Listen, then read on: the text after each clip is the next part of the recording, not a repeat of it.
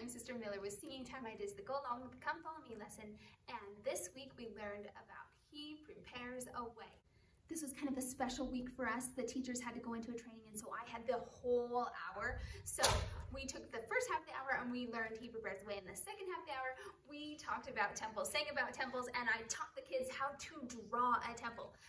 But let me show you the actions that I decided to use for He Prepares a Way. First is I had the kids sitting at tables all around. You can have them do it on their chairs. I just thought this would manage the chaos better, and it did.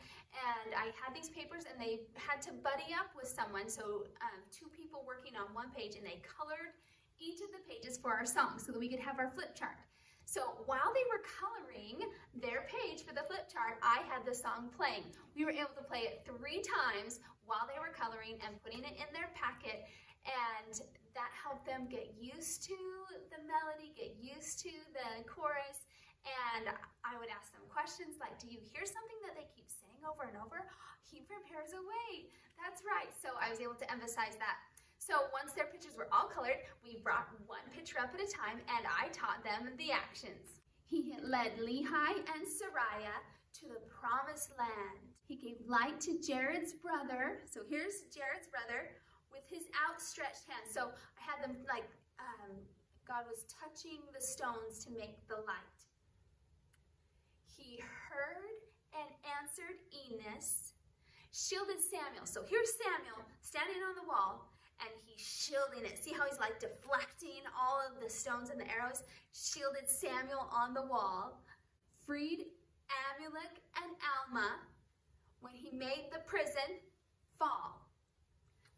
And then we have our chorus, He Prepares a Way. And I said, imagine there's like this pathway to heaven. And Jesus is the one preparing the way so that we can get there. So here's Jesus. He prepares a way when we follow him. So we're following him up that path to go to heaven. When we follow him, I'll walk with faith. So we hit our thighs like we're walking. I'll walk with faith and trust. This is our T. His light within. Put it in your heart. My star, so you point to the stars. My star in the sky. My compass, you just point like a compass, points. But then also my guide. So the guide's going to be like, go this way. So it's really fun to do. My compass, my guide, that he prepares a way for me. Now our second verse. He gave power and protection to Abinadi, nurtured Helamans 2,000. So this is like a marching warriors, Helaman 2,000 at their mother's side. He lifted Alma's burden. So you're like, push it up, push those weights, push that burden up. He lifted Alma's burden, aided Abish to be brave, and saved the faithful Nephites. You do your bow and arrow. It's kind of like our sign for Nephites. Save the faithful Nephites with the night as bright as day. And so here's our sleeping, but oh, it's bright outside. And then we do the chorus again. Then we have the little part that's thrown in there. He came in robes of white. So here I have Jesus coming down from heaven. He came in robes of white. And we do white because this looks like a W. See? Down, up. Robes of white. The resurrected, so he's dead and then is raised. So the resurrected. And I taught the kids there's a new way that I haven't taught you yet about how to sign Christ.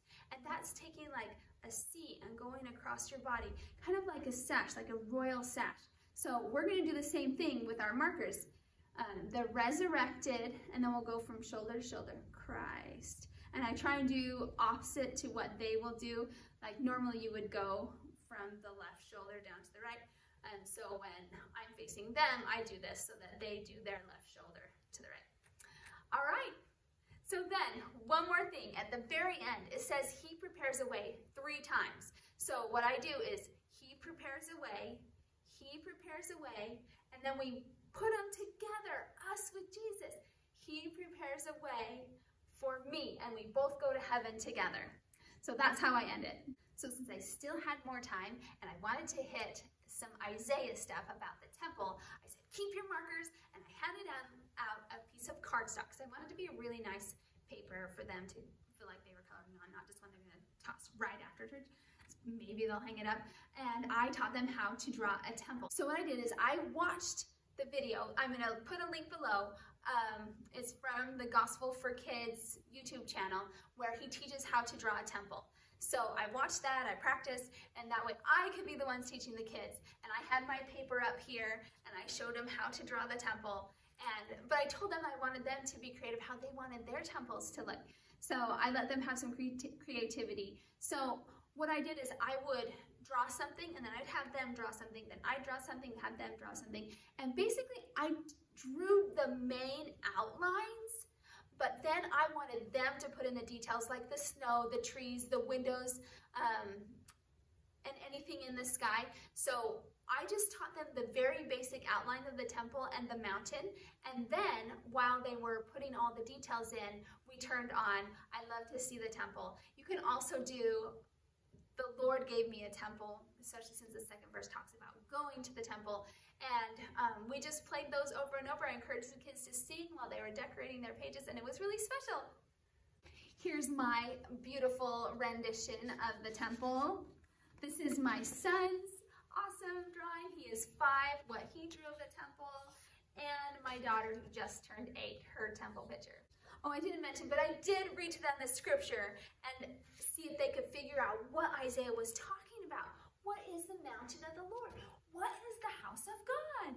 And it took them a little bit, but they were able to get it. So I hope this gives you some ideas, and we'll see you next time.